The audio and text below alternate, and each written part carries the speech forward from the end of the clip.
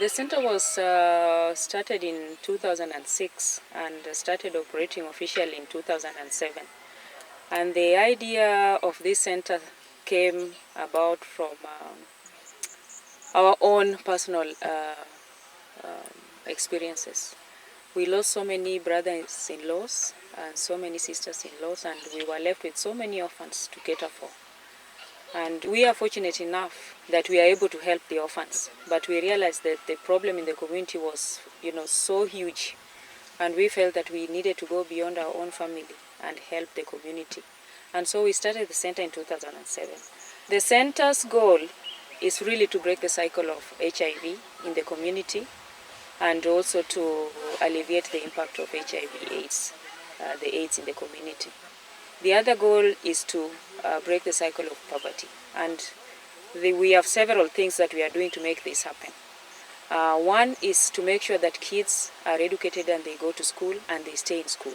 That school enrollment is high and retention is also high. And we are fortunate enough that the district commissioner and the district office has recognized the center's initiative and is actually supporting with tuition for high school students who are in day school. The other goal is health. And the first initiative that the center brought was water. We realized that water and health are inseparable. And since we put the borehole in place, the medical records show that waterborne diseases have gone down drastically. That was from the last report that we received. And so that came about also as another goal. The third goal is food security. When we started the center, the malnourished kids were beyond measure. The number of kids that were malnourished was unbelievable. All the kids had ringworms, they had distended bellies, but right now there isn't one that looks like that. And we started off with giving food rations, and we realized that that was not sustainable. And so what we did, we've started income demonstration gardens for mothers and for the families, and we support them to plant 1-acre farms. They make their own compost manure. The farm supports them with the seeds and plowing, and the goal actually is to increase the food yield. That has not taken off quite well, but that is a goal that we hope we will achieve in the end. The fourth goal is economic empowerment. In order to break the cycle of poverty, we realize that you cannot give people rations and you cannot give them handouts forever. So what we plan to do is make the community self-sustaining, economically empowered, so that they eventually take over the school uniforms that we provide through the education initiative, the school books, and any other thing that pertains to their economic well-being.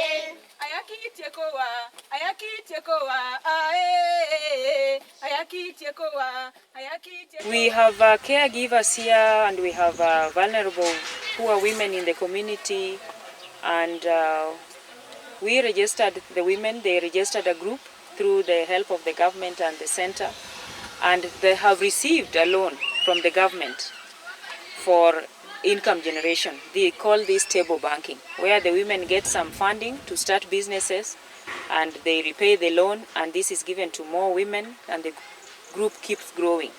Now this is already seeing success, even though it's a new initiative.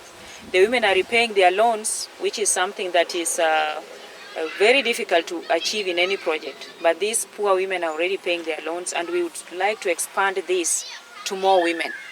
And this is something that we know for sure will break the cycle of poverty. Women will be able to feed their children.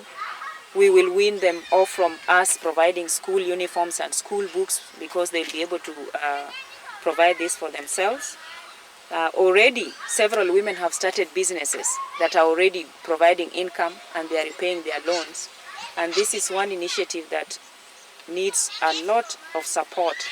And we know the government will continue supporting, but we really need support in this area so that this is expanded beyond just this center. This is a need for all women. We started the women group in 2010, October, with just personal savings. Then we started table banking in 2010, November. Table banking, we come with money. We started with 100 bob each per month. So you come with 100 shillings every member, you place it on the table, then you buy it with 10 bob, which is the interest. So that 10 bob, after we've bought, the interest also we count again, we add members who want. We go with it home. Maybe you can go to the shopping center, maybe start a small business like for paraffin, groundnuts or anything that it will fit. Naloko kama tintin, naloko nyanya, kitungu kod omena kende.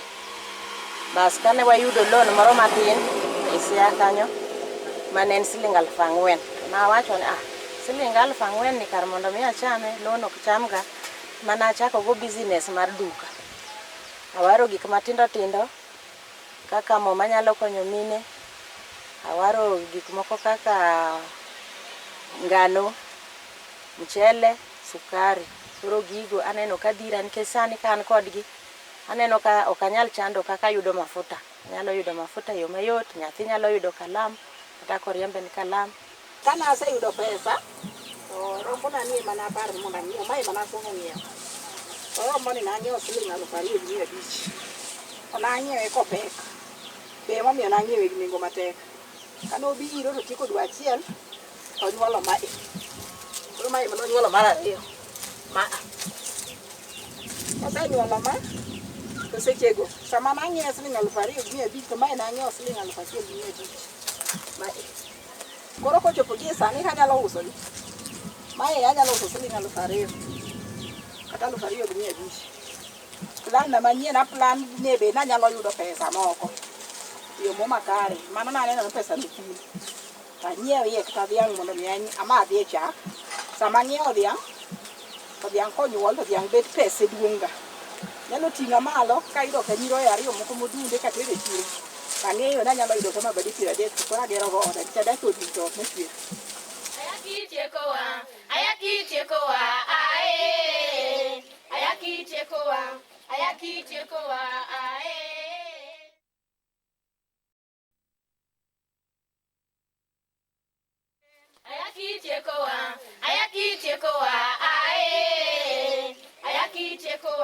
Ayakitiekoa ae.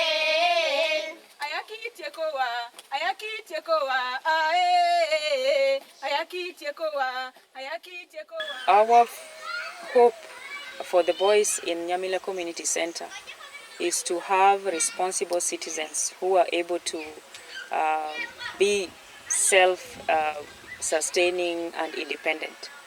And there are several ways that we would like to see this happen. One is through economic empowerment, and we have started a fish pond, and we are lucky because the government gave us support. The government provided the supervision, the funds for digging the fish pond. The government also provided the fingerlings. So that is one way of having them. One, to keep them busy so that they have something to do, but also to provide income for them.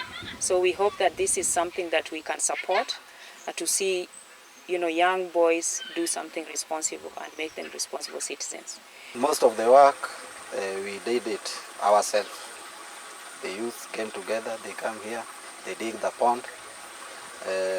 When we had lack of finances for stocking this, because we had to go for some finances which we were given by Nyamila Community Center to support us on buying some feeds and the fingerlings. The fish is eaten all over the world and it is in the market. So we intend to expand it in future because one pond is not enough. So when we got the finances, And this one, once we have solved this one, we'll try to expand the pond so that we have 2 or 3 more for future sustainability.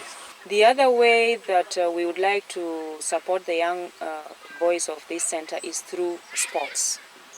They are already playing soccer, and soccer is one way of instilling teamwork in children. It instills discipline, it brings people together, and it also keeps them busy and healthy. So we would like to see young boys play sports, play drama, have skills in debating and communication in the center. And so these are plans that we have for the boys, and we will need support for this kind of initiative. Soccer also is something that we all know. If you become an expert in soccer, it's also an economic venture in the end, in the future. So these are some of the initiatives that we would like to see the boys take part in.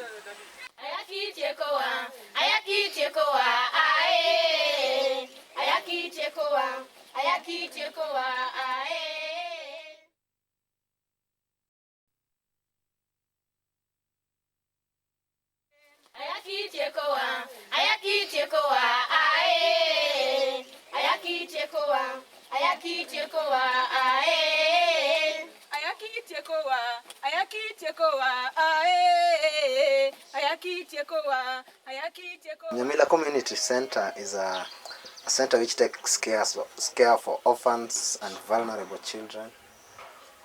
We have been able to take care of at least 154 orphans in total. We pay school fee for the ones in secondary and buy uniforms and other accessories for those in primary. The girls, on the other hand, are going to school and they are doing very well in school. And in addition to having, poverty problems and orphanage problems and all these problems that young girls have, they have additional problems in terms of attending school. We have noticed that young girls are skipping school every month due to their, having monthly periods, and they are not able to afford sanitary pads. So this is a basic thing that can be produced here at the center, that women can produce, the girls themselves can be produced if well trained, and we think will increase school retention and enrollment. This is a big problem all over the country, but more so in this impoverished community. So we would like to see girls stay in school. We already provide school uniforms, we provide books, but every month they still skip school because of these basic requirements, sanitary pads. So this is one thing that we believe we have to address, otherwise the education and what we are supporting will be, in vain. There are some times that we do normally go to our periods. We as girls, we call them monthly period, and therefore sometimes we are not able to have those sanitary towels, and therefore it forces us to be at home during those periods, that is 3 to 7 days before, just to wait until the period is over, is when we can go to school, just because of lack of those sanitary towels. When I'm in my monthly period, there are no pads that I can, sanitary towels that I can use, and sometimes I do use rags, which sometimes I overflow and they come out on my uniform, and there's no soap that I can use to wash my uniform sometimes.